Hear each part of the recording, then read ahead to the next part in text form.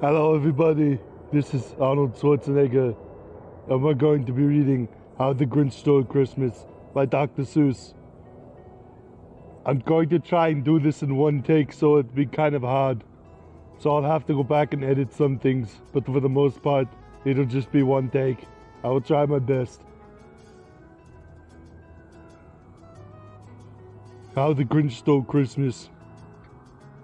Again, How the Grinch Stole Christmas. How many times are they going to repeat this? By Dr. Seuss. For Teddy Owens. Every Who down in Whoville liked Christmas a lot.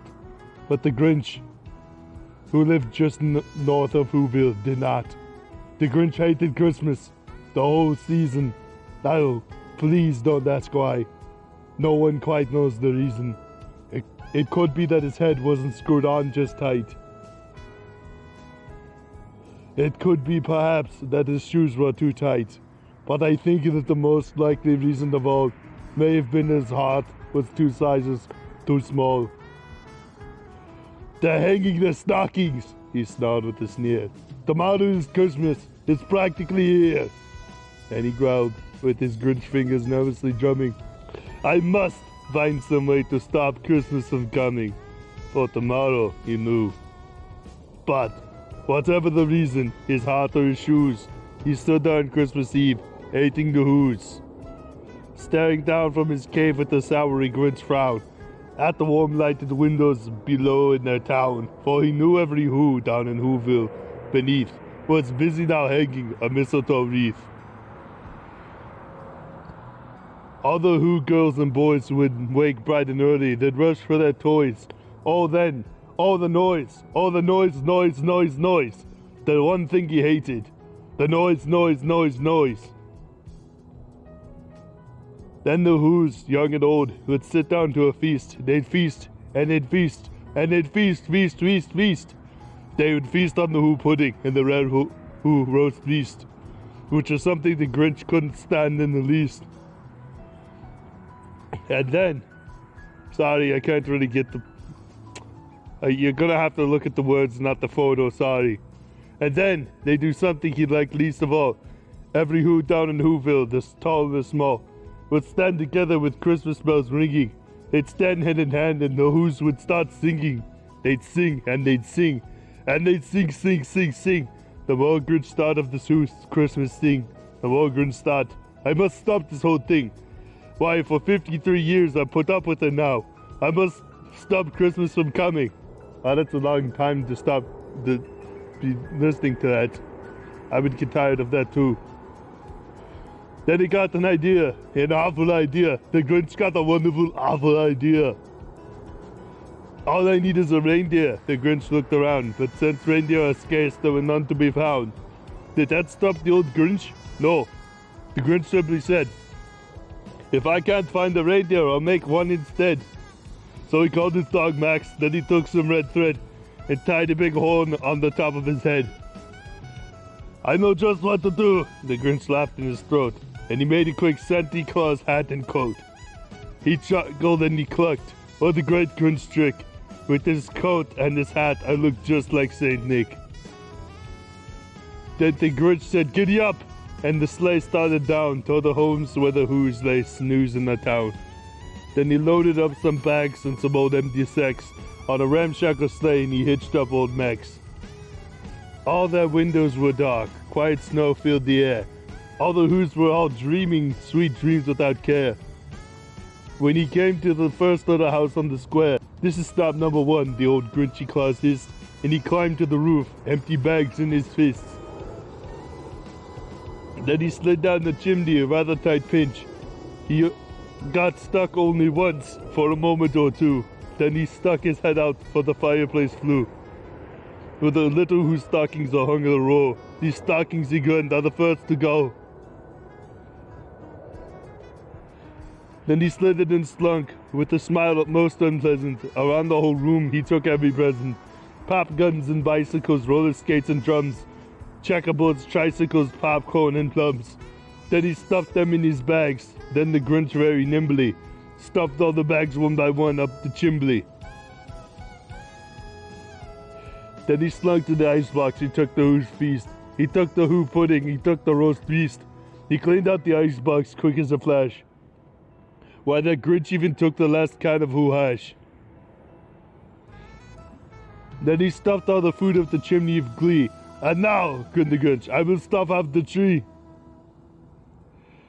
The Grinch grabbed the tree, and he started to shove when he heard a small sound like the coo of a dove.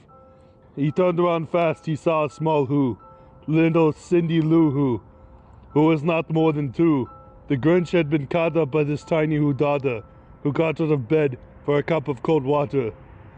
She stared at the Grinch and said, Santa Claus, why are you taking our Christmas tree? Why? But you know that old Grinch was so smart and so slick. He thought of a lie, he thought it up quick. My sweet little tot, the fake Santa Claus lied. There's a light on this tree, it won't light on one side. So I'm taking it home to my workshop, dear. I'll fix it up there, then I'll bring it back here. And its fib fooled the child. He patted her head. He got her a drink and he sent her to bed. Then when Cindy Lou Who went to the bed with a cup, he went to the chimney and stuffed the tree up. The last thing he took was the log for their fire. He went up the chimney himself, the old liar.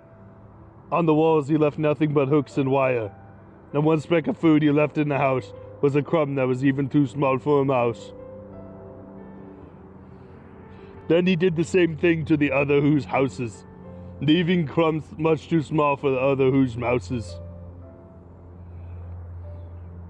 It was 15:15 dawn on the Who's still abed. All the Who's still a snooze when he packed up his sled.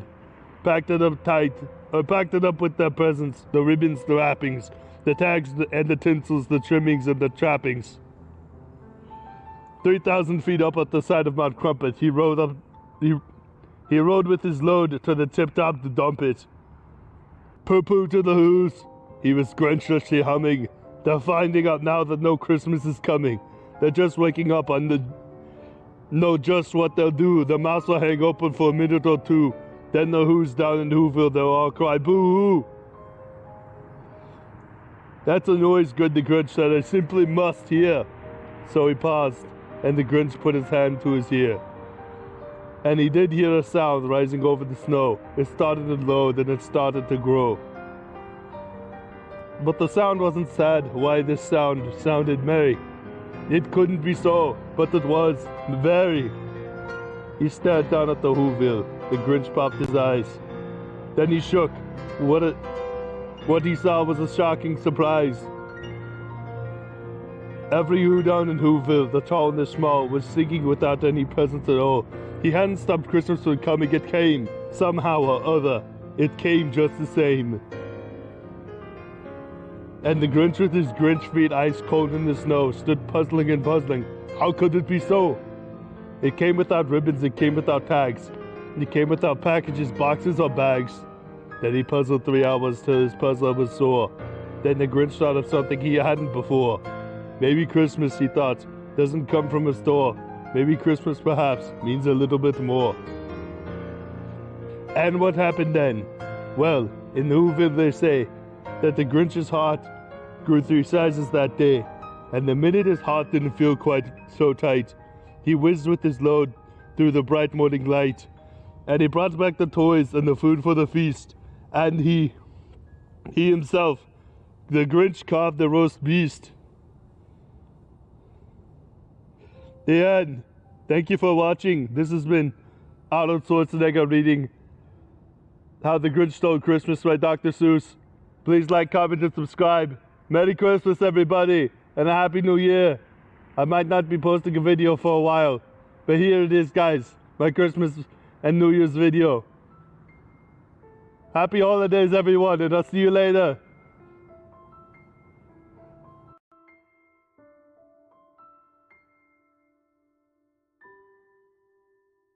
Oh no, we are missing a page. I'm sorry, I don't know what happened.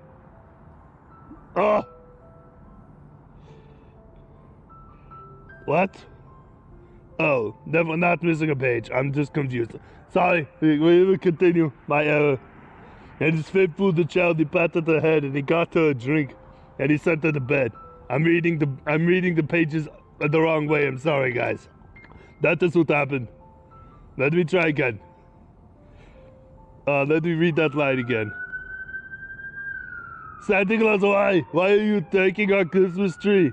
That's right. I don't know how long that siren's going to go for.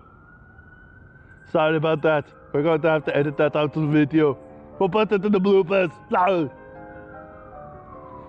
Dang, how long is the siren?